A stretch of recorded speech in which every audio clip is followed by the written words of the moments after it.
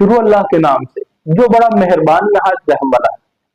कुरान मजीद में अल्लाह ताला का इरशाद है कि तुम में से एक गिरोह ऐसा है जो बज़ाहिर पाबंद सोमो सलात है 5 वक्त का, और उसका ज़ाहरी हुलिया भी बिल्कुल मोमिनीन जैसा है, मगर दर हकीकत ये लोग दगाबाज हैं, ये मुसलमान नहीं है, ये मोमिन नहीं है। और अगर आज हम ये देखें, हम अक्सर ये देखते हैं, हम कहते हैं हमारी दुआएं कबूल नहीं होती, और ये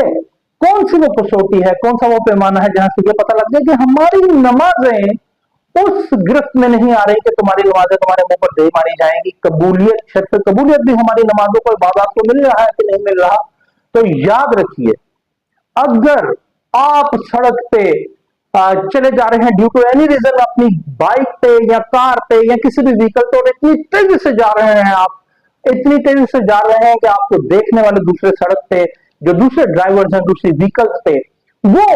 जनाब लर्जा बरअंदाज हो रहे हैं, खौफजदा हो रहे हैं, कहीं आप उनके साथ ना टकरा जाए, एक्सीडेंट ना हो जाए, और आपको ये एहसास नहीं हो रहा कि आपकी वजह से